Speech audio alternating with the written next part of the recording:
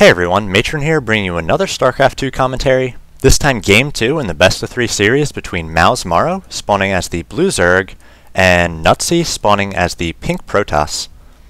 So we saw in Game 2 there, or this is Game 2, in Game 1 MorroW dropped it to his Protoss opponent on Metalopolis. Knutzi doing a good job with those hallucinated zealots, tanking a little bit of extra damage. I think the key point in the game was Knutzi did have those hallucinated Phoenix, and he was able to move out. He saw that MorroW did not yet have his Roach Warren complete, but he did have double evolution chambers up.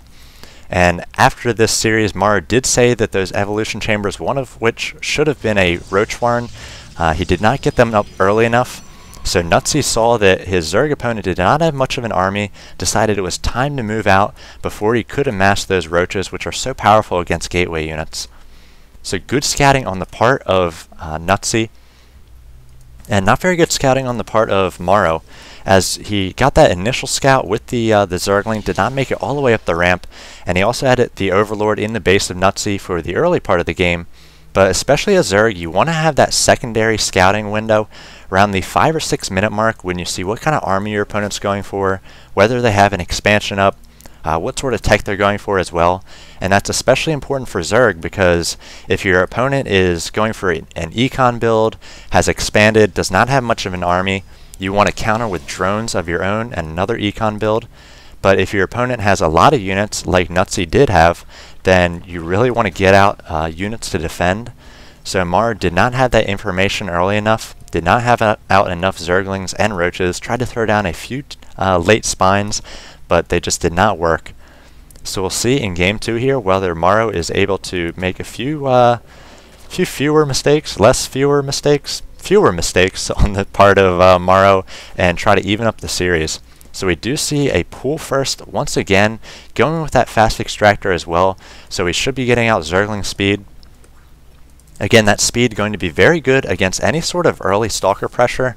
We see a very popular build these days is to get out 1 or 2 Stalkers and a Zealot as well, and really press in on the Zerg opponent, force them to make early Zerglings, and those Speedlings are going to be able to chase down those Stalkers, get a decent surround on them, and prevent them from doing a lot of damage.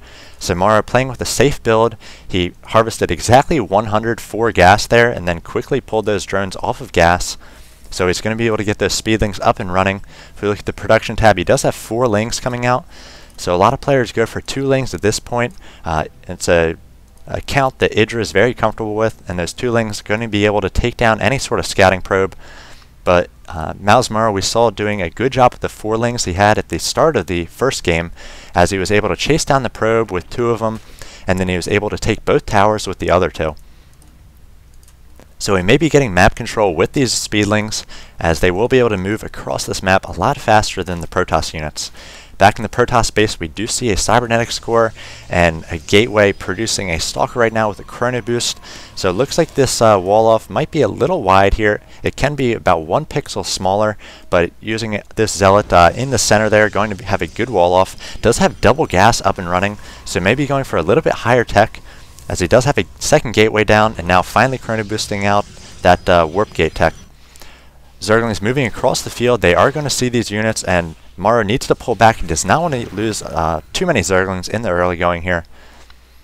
They are cheap, but every Zergling you kind of want to replace in the early going, so you do not want to be spending larvae and minerals on those drones. We see MorroW still not on any sort of gas, so very mineral focus at this point, and just trying to saturate that main as he does get the natural up and running, just now transferring over to gas. Also spreading that creep with that first queen and a second queen on the way for the natural. We actually have 2 queens down on the field already, so a 3rd queen coming out. And again, something that Zerg players are doing at this point is to get out those multiple queens. It really helps against any sort of air harass, and then also just the banked energy on a map like Lost Temple can really help you spread that creep, which is quite good for the Roaches and the Hydralisks, as I mentioned in the first game. So we'll see what MorroW chooses to do here. No lair quite yet, so getting out another gas and just banking gas. Now we see that lair with the first 100 gas. So good timing on his part. He is watching everything. He does not want to go down in 2 straight games to Knutzi here. See, MorroW has the super hacks position with this Overlord on Lost Temple. You're able to position on this high ground, and most races are not going to be able to get sight up there for the early part of the game, so you can see this expansion timing.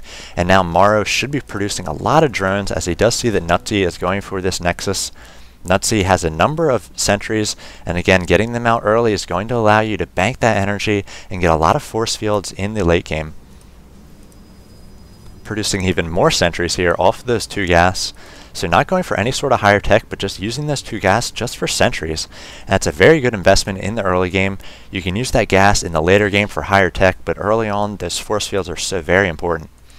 We do see MorroW going to work on these rocks, so he may be getting up this mineral field, the rich mineral field. As he does see his opponent going for his second base, Zerg tends to want to be 1 base ahead of Protoss and Terran. We do see the Roach Warren is down, working on that speed. So interesting that he does not get the Roach Warren until he has the lair. So we see Hallucination coming in with another Hallucinated Phoenix. Going to be able to see a similar build here, -1 Evolution Chamber. So this time MorroW getting up that Roach Warren early enough that he's going to be able to defend against any sort of push if he sees it moving out. He does control both of these towers, and he also has Overlords and now an Overseer positioned on the between the 2 bases. Knutzi doing a good job with pylon placement as well. Like to see a pylon on this far right side so we can warp in a little bit closer to the Zerg base. And he has not really gone for any sort of higher tech. So just now getting down a robotics facility, wants to put it in the natural, and that's a good spot for it. It's going to be quite far from his Zerg opponent. And if the Overseer comes in here, or even if a Changeling, it might not be able to get sight of that. You could use a Stalker or a Sentry to pick it off before you can see your tech. So I'm not sure if MorroW, as that Changeling was picked off, he did not see that robotics bay, so he does not know what's coming for the Protoss player. So Knutzi does have the scouting advantage at this point, and he's getting out an Immortal, which is a good response to the Roaches. We see very good creep spread by MorroW. He's sending out a number of creep tumors. It looks like we have 5 active creep tumors at least, with a Queen ready to put down another one, so 6 active creep tumors. And Knutzi's going to want to get out an Observer as soon as possible, really limit that creep. Again, with those Roaches, they're going to be able to get into a concave, which is their optimal DPS.